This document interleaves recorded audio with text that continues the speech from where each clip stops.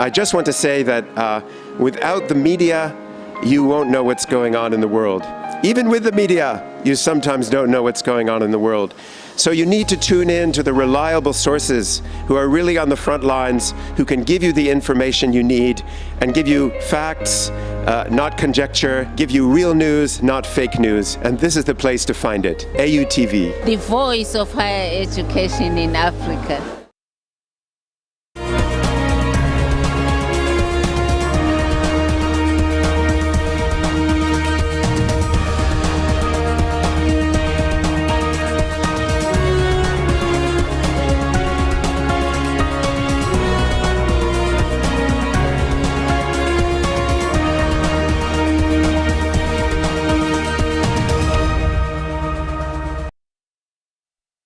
It's 12 o'clock GMT and coming to you live from the headquarters of the Association of African Universities here in Accra, Ghana, is the AAU TV Mid-Week News.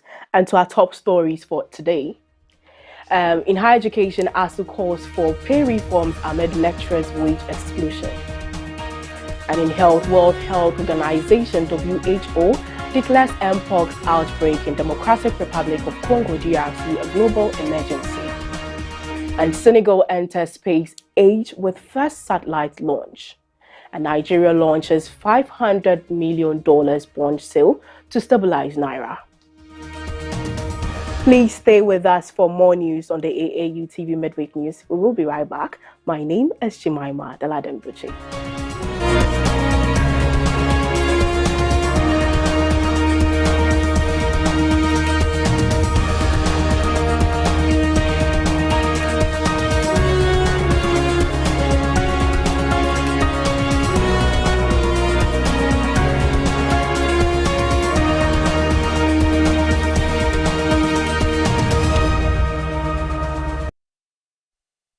Welcome back from the break and to our story in detail.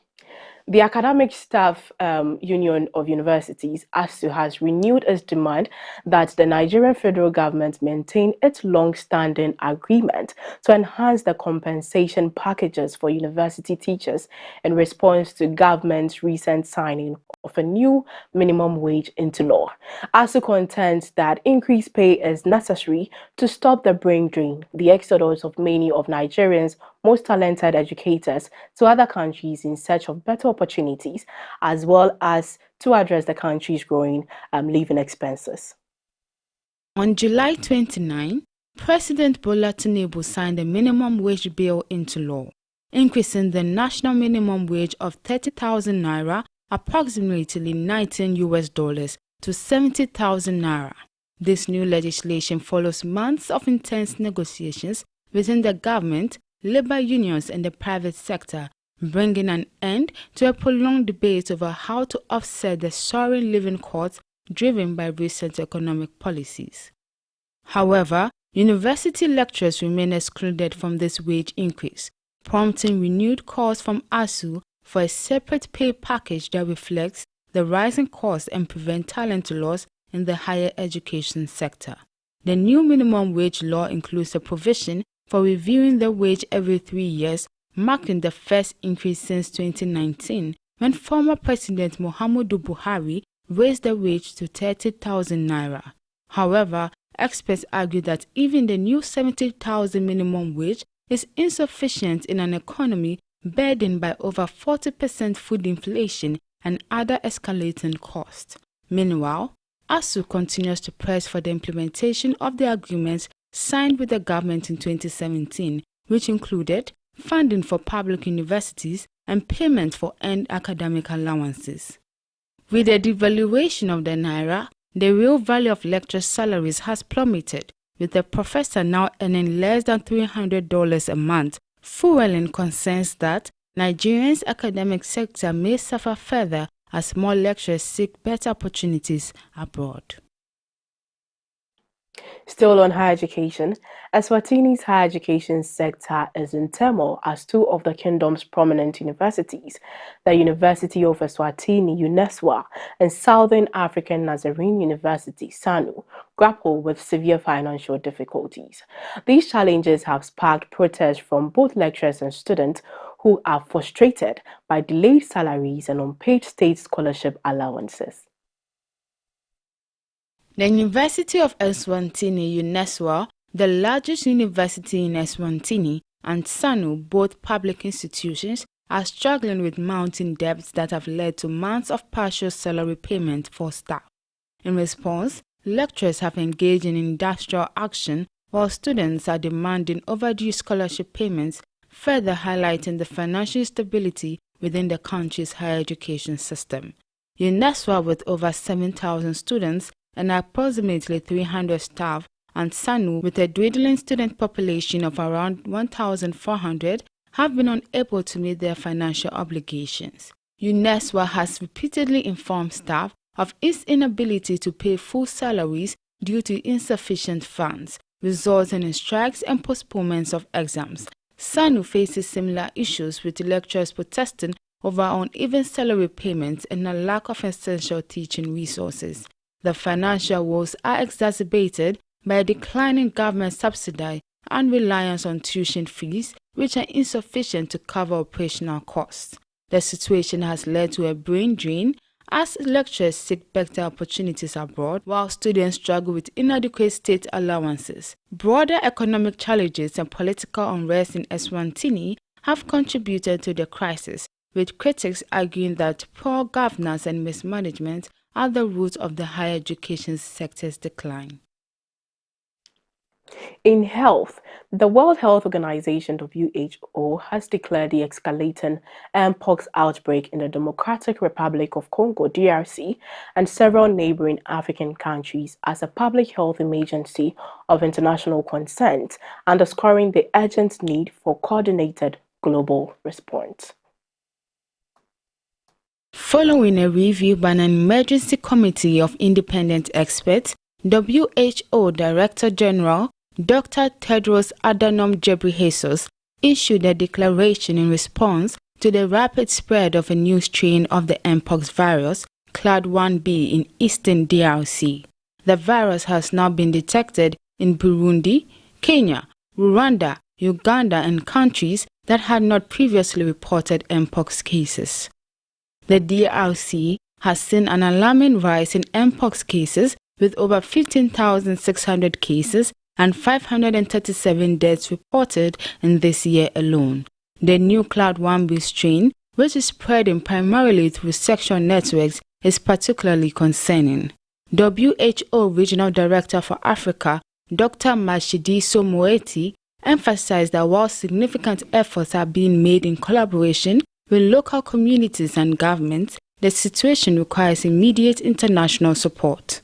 To facilitate a robust response, WHO has allocated $1.45 million from its emergency fund and is appealing for an additional $50 million to bolster surveillance, preparedness, and response activities. The WHO is also accelerating efforts to make vaccines more accessible in lower-income countries to prevent a wider global outbreak. Dr. Tedros stressed that the international community must act decisively to stop the virus in its tracks and protect lives across Africa and beyond.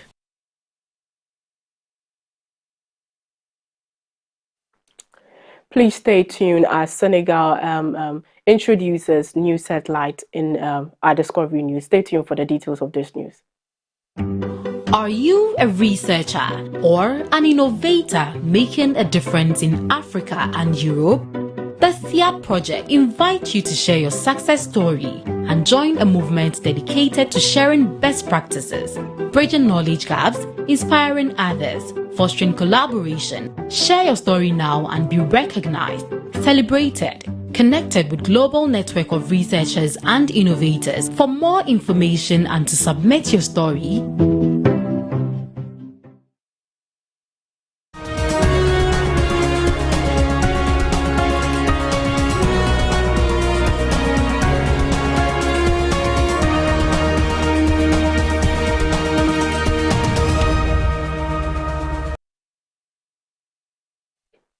Welcome back from the break and to our discovery story. Senegal has reached a historic milestone by successfully launching its first satellite into space from California on Friday evening, marking a significant achievement for the West African nation. With this launch, Senegal becomes one of only 12 African countries to have its own surveillance and telecommunications satellite in orbit, solidifying its place in the global space community. President Bassirou Diomaye Faye hailed the satellite launch as a crucial step towards achieving Senegal's technological sovereignty. In a message on X, he expressed pride and gratitude to everyone who contributed to the project. Maram Kea, the director of Senegal's space agency, emphasized the importance of the event, calling it an important step and a historic day in our country's progress and determination to become a spacefaring nation. The satellite, named GAIN-DSAT-1A, was developed by Senegalese engineers in partnership with France's Montpellier University Space Center. It was launched into orbit aboard SpaceX's Falcon 9 rocket from the Vandenberg base in California, along with 115 other nanosatellites.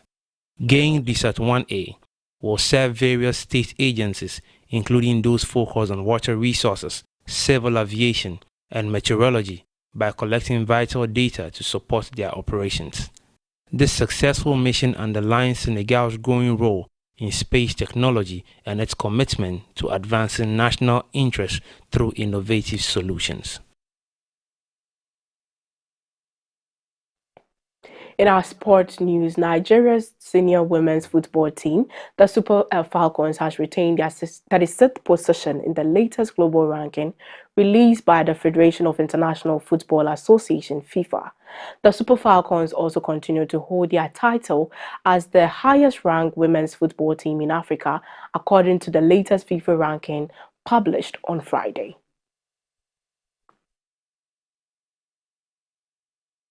This ranking comes after the Super Falcons' disappointing performance at the Summer Olympics women's football event in Paris, France.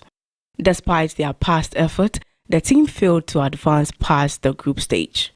The Super Falcons suffered 3 consecutive defeats in the tournament, losing 1-0 to both Brazil and Spain and ending with a 3-1 loss to Japan. These results placed them at the bottom of their group. In the African rankings, Nigeria leads, followed by South Africa in 50th place, Morocco in 59th, Zambia in 62nd, and Ghana in 66th. On the global stage, the United States women's football team continues to dominate, holding the top spot in the FIFA rankings.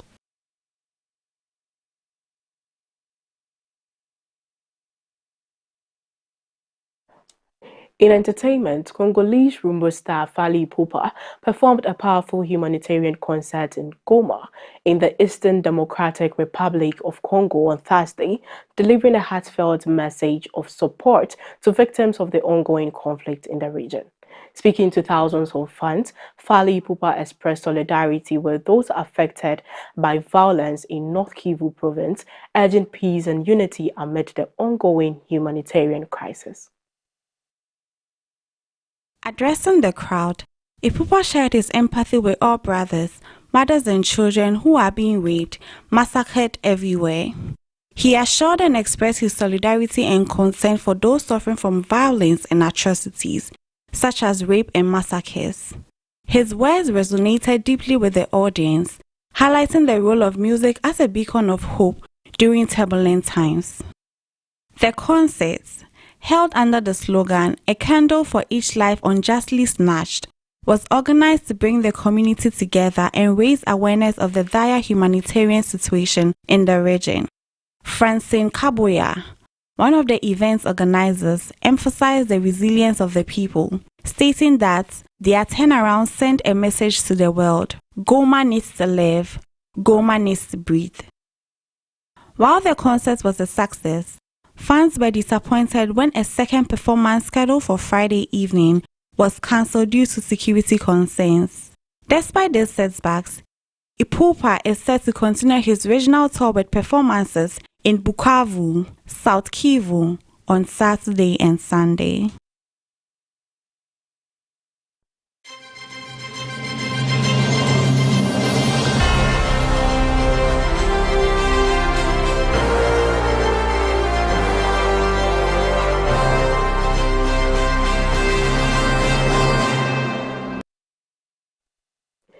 Nigeria's Finance Minister Wale Idan has announced the launch of a $500 million denominated bond on the local market, targeting both domestic and international investors. The bond, introduced on Thursday, is part of the government's strategies to stabilize the naira by attracting dollars from Nigerians living abroad and international investors supportive of President Bola Tinubu's economic reforms. The bond sale is a significant move in Nigeria's financial strategy, following Edun's earlier statements in May about plans to issue a diaspora bond in the third quarter. Although the bond is being issued locally, it will be denominated in US dollars, a move aimed at bolstering the nation's currency reserves. While promoting the bond, Edun highlighted improvements in government's revenue and expenditure, as well as the positive impact of interventions aimed at reducing inflation. Notably, Nigeria's headline inflation saw a decrease in July, falling to 33.40% from 34.19% in June, marking the first dip in over a year. The Finance Ministry has not yet disclosed the bond's duration or the closing date for the sale. In his statement, Edun touched on the challenges African nations face in international capital markets, particularly with pricing and rating systems that often do not favor the continent. This bond launch follows the World Bank approval of a $2.25 billion loan for Nigeria in June, aimed at stabilizing the economy and providing support to the country's poor in the wake of ongoing reforms. The combined effort reflects Nigeria's broader strategy to secure economic stability and attract foreign investment.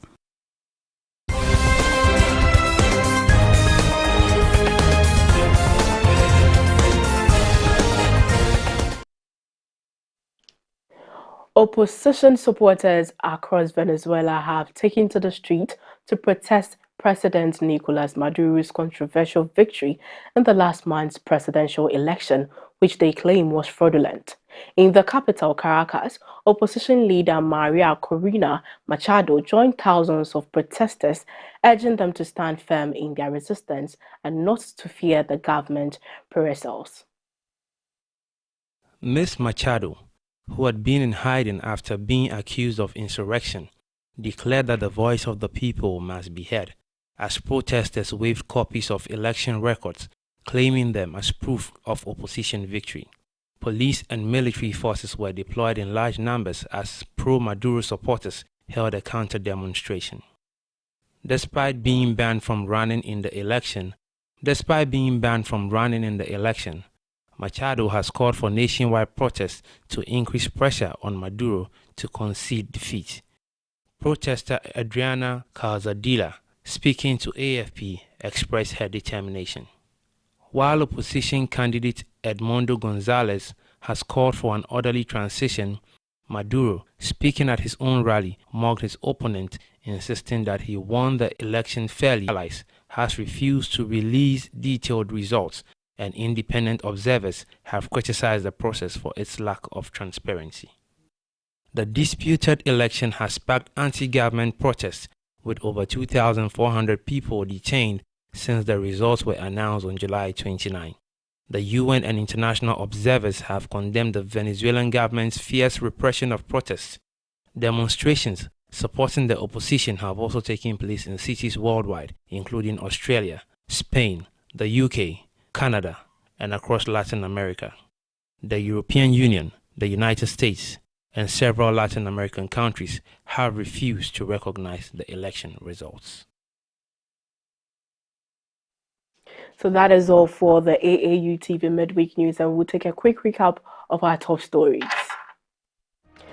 In higher education, ASU calls for pay reforms amid lecturers' wage exclusion. And in World Health Organization WHO declares Mpox outbreak in Democratic Republic of Congo a global emergency. And in Discovery, Senegal enters space age with first satellite